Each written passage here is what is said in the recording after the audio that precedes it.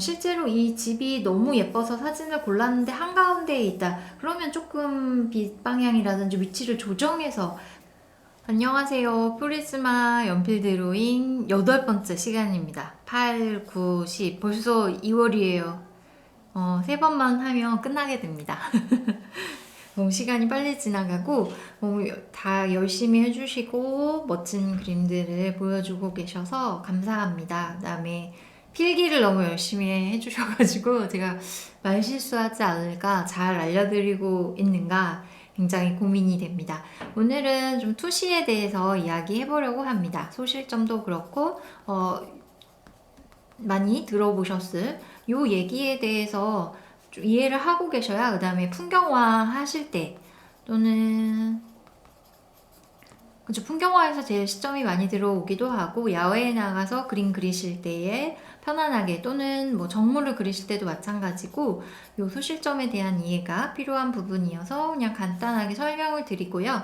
그거에 맞춰서 이제 편안하게 사진을 골라서 그림을 그리실 때에 요 부분들을 반영해서 체크를 해두시고 실제 물체를 보고 그릴 때에도 꼭 필요한 부분입니다. 일단은 이제 투시라고 해서 원근법 같은 경우에는 지난번에도 설명을 드렸겠지만 3차원의 물체를 3차원에 있잖아요. 입체고 막 이렇게 요거를 2차원 평면에다가 그립니다. 종이를 비롯하여 여러 2차원 평면에 그리면서도 얘를 입체처럼, 그리고 이 평면의 물체가 이 평면이 마치 공간처럼 느껴지게 하기 위한 방법입니다. 굉장히 옛날부터 현대에까지, 물론 16세기, 15세기, 14세기부터 시작이 되었는데요. 해서 점차 정리된 이론입니다. 여러 가지 중에서. 그래서 1점 투시, 2점 투시, 3점 투시라고 해서 많이 들어보셨을 것 같습니다. 3점까지. 2점을 가장 많이 활용을 하고요. 1점 같은 경우에는 정면에서 바라본 풍경, 그릴 때 골목길처럼 화면 안을, 이 점에서는 일상에서 보여지는 대부분의 물체들, 사실 3점은 어떻게 보면 이게 제일 정확하지만 조금 더 높이감, 그리고 위에서 내려다본 것 같은 느낌들을 표현할 때에 많이 쓰게 됩니다. 그래서 사진을 실제로 찍으실 때에, 그리고 찍어놓은 사진을 그리실 때에 요 소실점, 시점을 확인하시는 것은 정말 중요한 일입니다. 지난번에도 말씀드렸듯이 이렇게 화면 안에서 물체가 점점 작아지게 됩니다. 이렇게 크게 서 있던 전봇대들이 점점 작아지면서 간격도, 이 서로의 간격들도 원래는 규칙적으로 수학적인 규칙에 의해서 줄어들게 되겠죠. 줄어들면서 어느 한 지점에서 점처럼 보이게 됩니다. 거기가 만나지 않죠. 실제로 만나지 않고 쭉 이어지는 길임에도 불구하고 점처럼 보이게 되는데요. 여기가 소실점이 되고 이것은 나의 눈높이라고 말씀을 드렸습니다. 그래서 이렇게 골목길처럼 화면 안에서 깊이감을 표현할 때 사용을 하게 되는데요. 이런 이제 막 이렇게 쭉 안으로 들어가는 길을 만나서 사진을 찍으셨을 때 한가운데, 요 소실점이 한가운데, 이 오는 거는 가운데 서서 찍는 상황이 되는데요. 촬영을 하실 때에 조금 더 극적이고 재미있는 구도를 느끼시려면 요 소실점이 지금 소실점을 중심으로 해서 여기 수평선이 있잖아요. 요 수평선 안에 소실점이 생기고 이 소실점은 나의 눈높이인데요. 이 수평선을 도화지 중심에 놓지 않으시는 게 조금 더 안정적입니다. 중심보다 밑으로 내리시고 가운데여도 괜찮습니다. 가장 노멀한 구도. 그래서 이렇게 나무들이 점점 작아지는 느낌으로 그려보시는 것이 좋고요. 촬영도 마찬가지로, 또는 근데 찍으면 여기 굉장히 여기가 많이 남게 찍히게 되는데요. 잘라서 그리셔도 괜찮습니다. 그래서 가장 편안하게 보이는 구도는 도화지 절반보다 이 수평선이 밑으로 내려올 때에 훨씬 안정적이게 됩니다. 근데 하시다 보면 여기 중심에 놓고 이렇게 올라가기 때문에 자칫 길이 저 멀리로 빠져나가는 게 아니라 언덕처럼 들려 보이게 됩니다. 그래서 시점을 굉장히 좀 더 낮추셔서 항상 도화지 중심보다 밑으로 내려오게 그려야지 라고 생각을 하고 해보시면 좋고요. 여기 서서, 여기는 가운데에 서서 사진을 찍게 되는 거죠.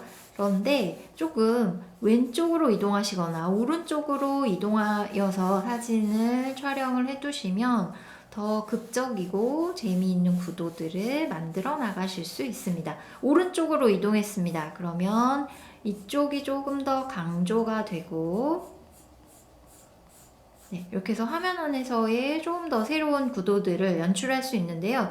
이때는 빛에 따라서 달라지는데요. 이쪽에서 오른쪽에서 빛이 들어와서 그림자가 이렇게 드리워지고, 여기가 밝아져야 그릴 게 많습니다. 여기 영역이 넓고 빛을 많이 받는 부분이기 때문에 가장 베이직한 방법으로 빛 표현도 많이 할 수 있고, 뭐 여기 가로수의 이파리들도 좀 더 자연스럽게 표현을 하실 수 있게 됩니다. 반대로 가게 되면 여기가 전부 다 굉장히 넓은 부분이고 시원하게 보여야 할 부분들이 다 어두워지기 때문에 그림 전체가 무겁습니다. 반대로 빛이 이쪽에서 오고 있다면 이동하셔야죠. 다시 이동을 하셔서 왼쪽으로 움직이셔서요.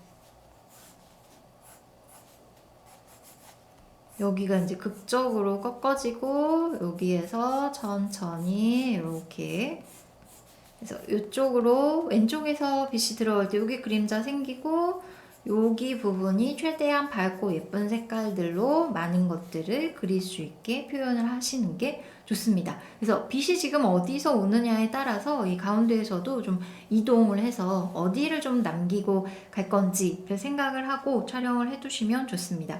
공간이기 때문에요. 다 꽉 채우는 정면을 바라보고 그리는 뭐 창문이라든지 문 같은 경우에는 이제 막히는 느낌이 있기 때문에 이런 빛의 영향을 어느 정도는 그대로 하셔도 좋은데요. 이런 경우에는 이제 사진을 찍는 위치를 좀 이동하시면서 시선의 흐름이 좀 빠져나가고 시원해 보이는, 뚫려서 빠져나가는 부분들이 반드시 있도록 표현을 해두시면 더 좋습니다. 야외에서 일정을 그리실 때에는 이렇게, 그 다음에 창문이나 문 같은 경우에는 이제 정면에서 찍게 되면은 이 안쪽으로 이렇게 들어가게 소실점이 생길 수밖에 없습니다. 그래서 창문도 그렇고 문 안의 풍경 같은 경우에는 분명히 이 수평선이 어디쯤 오는지 확인을 해두셔야 이 문 안쪽에 생기는 기울기들, 이렇게 올려다보는 창문 같은 경우에는 이렇게 안쪽으로 쏙 들어가는, 이 밑에까지는 안 생길 수도 있겠죠. 근데 지금 문이라고 가정한다면 이렇게 되는 형태. 그래서 빛이 이쪽에서 오면 여기가 어두워지겠죠. 위쪽은 당연히 어둡고, 그 다음에 왼쪽 등지는 부분이 어두워지는, 그래서 이 안쪽으로 들어가는 부분들을 꼭 신경을 써두시고요. 한가운데서 촬영을 하셔도 좋고, 양쪽에 조금 비율이 다르도록 오른쪽 또는 왼쪽으로 조금 이동을 해서 촬영을 해두셔도 좋습니다. 그렇게 되면 여기 보여지는 영역이 서로 조금 달라지기 때문에요. 한 방향으로 빛을 몰아서 그늘과 그림자를 표현해서 입체감을 두기가 훨씬 더 수월해지십니다.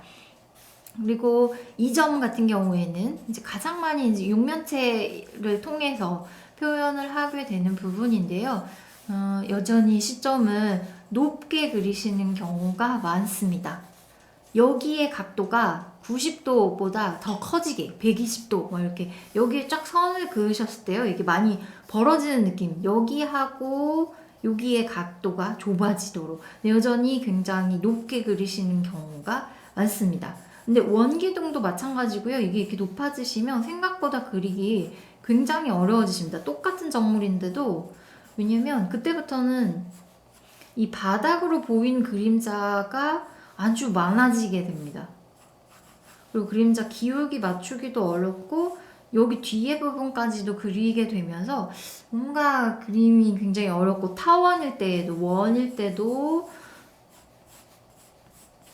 밑에까지 이렇게 해서 그림자가 들어와야 되기 때문에 이 바닥이 많이 보이면서 어려워지십니다. 그래서 시점을 항상 좀 더 낮춰서 이 윗면이 너무 많이 보이지 않는 정도를 자꾸 찾아보시는 게 좋습니다. 왜냐면 정모라의 명화를 한번 이렇게 찾아서 보시면 테이블이 굉장히 높습니다. 그래서 그냥 옆면만 보이는 경우도 많고 윗면이 보이더라도 얄팍하게 보이면서 화면을 꽉 차게 구성을 하게 됩니다.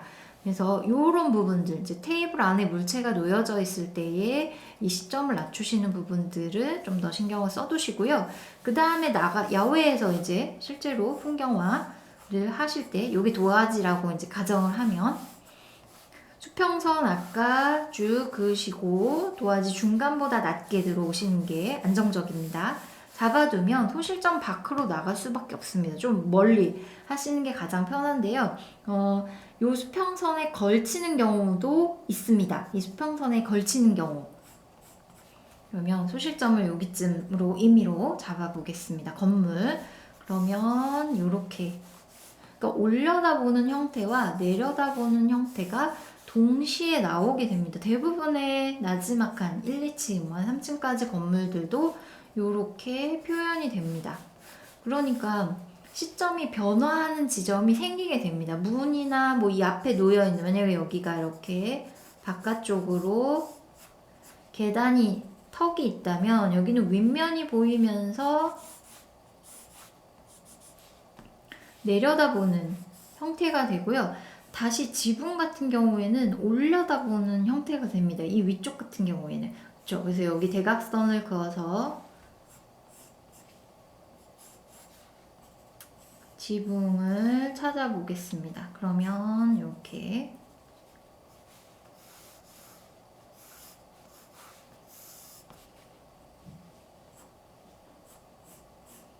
여기가 굉장히 심하게 좁아지는 이유는 소실점이 지금 가깝기 때문입니다. 투시가 극적으로 많이 들어가 있죠. 조금 커지면 이렇게 되면서 올려다보는 형태와 내려다보는 형태가 동시에 오게 됩니다. 그래서 조금 더 가까이에서 촬영을 했을 때입니다. 그래서 지붕의 안쪽도 여기 이렇게 보이게 되고요. 문 같은 경우에도 이 기울기를 따라가셔야지 됩니다. 이렇게 생기는 기울기, 여기 윗면은 소실점으로 향하기 때문에 문 이렇게 생기게 되고요. 창문, 이쪽에 생기는 창문도 수직은 그대로 유지하시고요. 이점 투시에서 수직선은 변함이 없습니다. 나머지 이 기울기가 항상 소실점을 향해서 달려가도록 그려지기 때문에 창문 또한 그 기울기에 맞춰서 따라가시면 됩니다. 평행할 수가 없는 거죠. 그럼 이 밑에 창문이 생긴다면 수평선에 걸려 있어요, 지금. 그렇기 때문에 윗면이 보이기도 하고 이렇게 밑으로 내려오는 모양으로 생기게 됩니다. 그래서 지금보다도 이제 더 먼 형태로 그려지기 때문에요. 특별히 이제 특히 야외에서 사진을 찍고 이런 집을 그리실 때에 이 시점의 변화에 주의하실 필요가 있습니다. 그래서 수평선이 어디에 오는지에 따라서, 근데 아주 멀리서 찍으면서 수평선이 올라올 수도 있습니다. 멀리서 약간 내려다 보이는 건물들, 약간 언덕에서 내려다 보이는 건물들을 찍었을 때 이렇게 올라올 수밖에 없습니다. 그렇다면 얘도 조금 이 정도로 찍어두고 집이 이 정도의 위치에 있다고 한다면 Y를 기준으로 잡으니까요.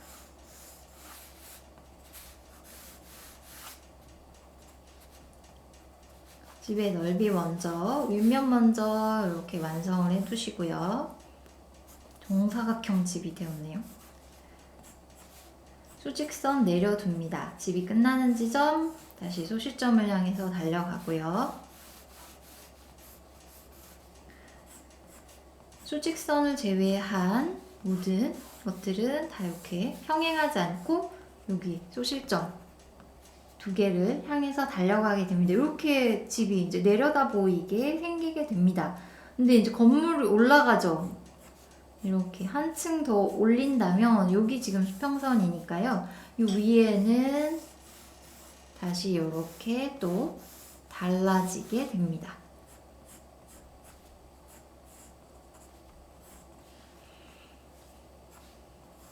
대각선 그어서 중심 찾아두시고요.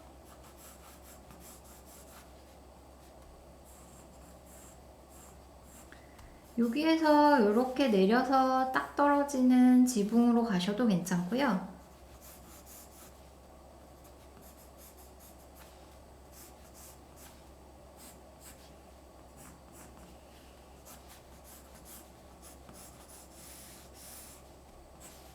보이시죠? 좀 진하게 해드릴게요.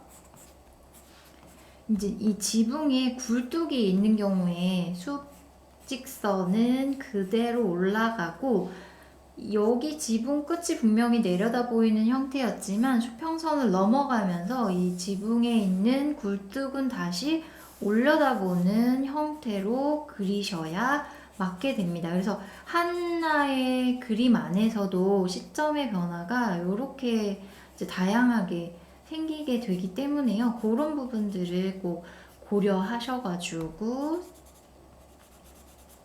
그려보시면 좋겠습니다. 빛 방향도 왼쪽에서 지금 이렇게 들어온다면 이쪽이 어두워지겠죠.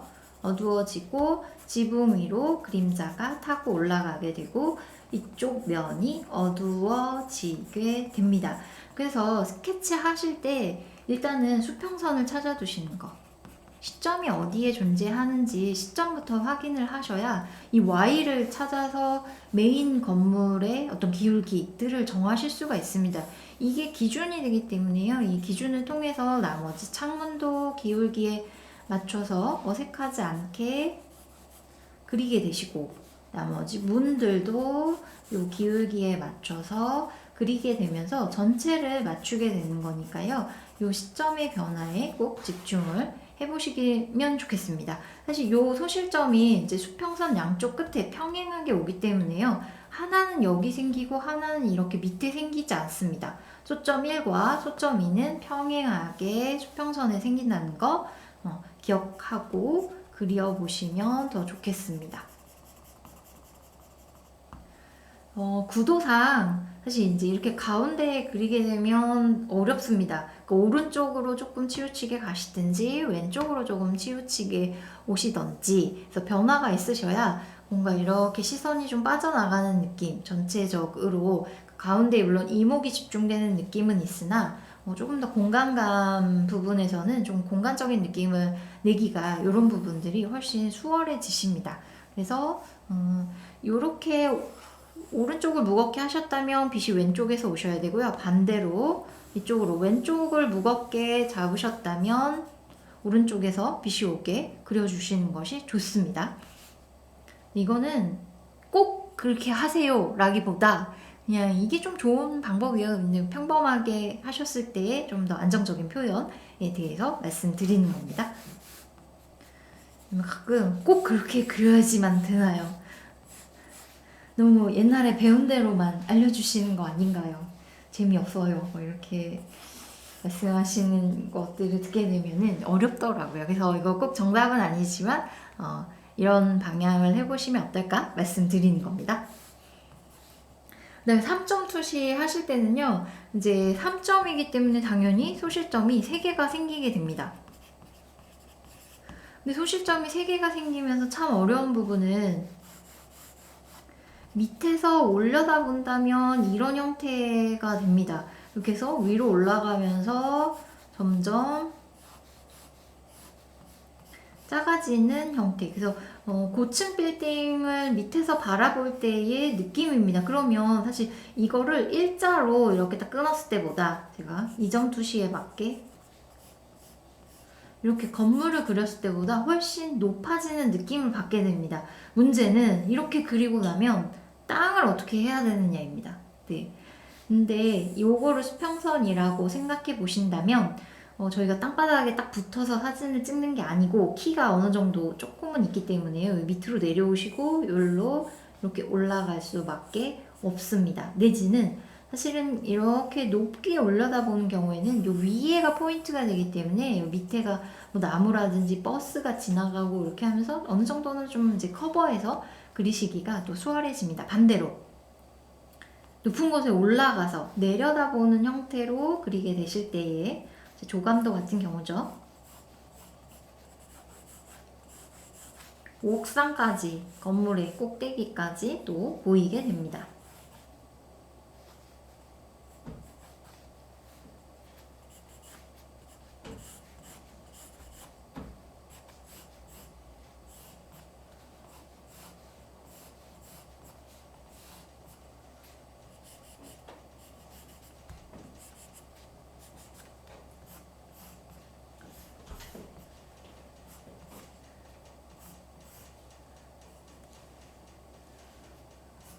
이렇게 그래서 위에서 내려다보는 형태, 그래서 굉장히 고층 위에서 밑으로 내려다보는 형태로 그림이 그려지게 됩니다. 그래서 실제로 굉장히 높은 종탑 같은 경우에 이런 느낌의 형태로 또는 고층 빌딩, 그래서 조금 더 가까이에서 그리게 되면 이런 느낌이 되겠죠. 그래서 수평선을 상당히 조금 밑으로, 전체 화면에서 밑으로 잡아주셔야 이 느낌 내기가 수월해지십니다. 그래서 어느 정도는 기준으로 세워보시고요. 그래서 모든 건물이 그 기울기에 조금 맞춰서 그려보시면은 뭐 어색하지만 너무 이제 지금은 투시가 조금 과한 편이어서 건물이 막 누워 보이기는 하는데요. 이런 느낌으로 그려보시면 됩니다. 고층 빌딩. 그래서 뭐 완벽하게 수직으로 찍고 싶어도 굉장히 멀리서 사진을 찍지 않는 한 이 정도의 투시가 살짝 약해지더라도 위로 올라갈수록 또 좁아지는 느낌을 받게 됩니다. 그래서 같은 빛방향 잡아주시고요. 그림자 생길 수도 있겠죠? 바닥으로 떨어지는 그림자. 이렇게 되면 밑에 나무들이 이 정도로 작은 느낌일 것 같습니다. 가로수들이 이렇게 조그만 느낌.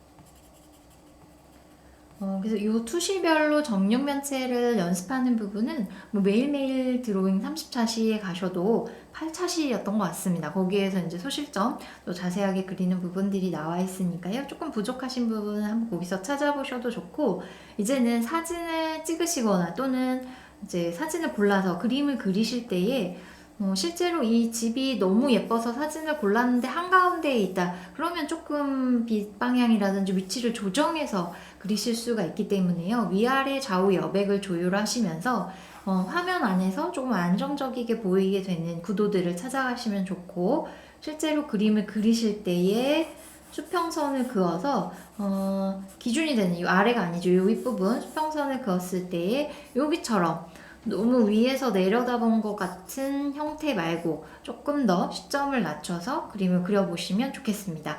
그래서 건물과 나무, 작은 집들 이렇게 있는 풍경 등을 찾아가지고 다양하게 아주 밀도 있는 표현보다도 조금 더 스케치 연습을 하시면서 형태를 채워 나가시는 부분들을 이번에는 연습을 해보시면 더 좋겠습니다. 8차시는 여기까지 하도록 하겠습니다. 고맙습니다.